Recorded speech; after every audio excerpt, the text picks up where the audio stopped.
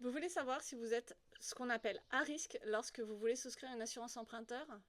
C'est assez facile. Soit vous me posez votre question directement en commentaire. N'oubliez pas de liker la vidéo, de la partager et évidemment de la mettre en favori si vous voulez revenir dessus. Et sinon, je vous donne quelques pistes. Alors, tout ce qui va être des professions qui travaillent avec des produits inflammables, de l'explosif, des produits toxiques ou corrosifs, ça faut le dire. Quand vous êtes travailleur avec des métiers en plus de 20 mètres du sol, tout ce qui va être profession libérale, vétérinaire, médicale, paramédicale, donc ça faut le spécifier aussi.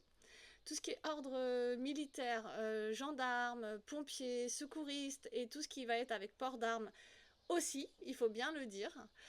Tout ce qui est des professions exercées en mer et sur les docks, même si moi je suis en Île-de-France, il peut aussi y avoir des dossiers qui nous arrivent parce que on a des dockers, donc ça, il n'y a pas de souci, on sait faire aussi. Tout ce qui va être pilote d'avion, d'hélicoptère, tout ce qui est personnel navigant aussi, puisque vous allez forcément, même si vous êtes steward, vous allez prendre l'avion d'un point A jusqu'à un point B, vous allez traverser des pays, etc., voire vous reposer dans certains pays quand l'avion vous aura mis 24 heures pour y aller. Voilà, donc il faut quand même le spécifier dans votre tarification. Tout ce qui est l'implication de métier avec un deux roues, vous êtes coursier, moto, etc.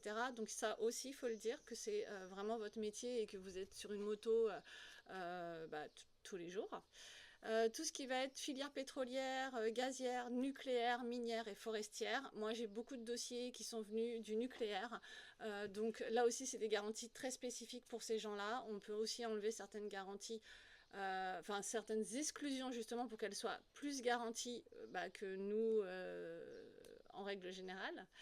Tout ce qui va être haute montagne, milieu souterrain ou sous-marin, donc ça c'est pareil, ça reste des risques vraiment particuliers. Tout ce qui est activité avec des très gros animaux, tout ce qui est les chevaux, les bovins, tout ce qui est avec des animaux de plus de 350 kg ou des animaux sauvages, tous ceux qui travaillent dans les eaux et qui nourrissent les tigres par exemple, ça il faut aussi le dire. Ça suffira pas de dire je suis salarié ou employé, d'accord? Faudra vraiment le spécifier. Tout ce qui est métier artistique, du cirque, les artificiers, les pyrotechniciens, les cascadeurs, tout ce qui est forain, c'est pareil, il faut le dire. Ça c'est très important. Tout ce qui est sportif professionnel. Donc ça aussi, évidemment, quel que soit le sport, à partir du moment où c'est votre profession, il faut le dire. Mais ça comprend aussi les entraîneurs et les arbitres, d'accord? Ça va être aussi tout ce qui est activité politique, humanitaire, diplomate. Ça peut être aussi les journalistes, les caméramans, les reporters, si vous faites ça dans l'humanitaire, etc. Donc forcément, il va falloir le spécifier. Et tout ce qui est aussi art occulte, sciences occultes, voilà. Je sais que c'est que des grandes familles de métiers. Alors, faut vraiment pas hésiter.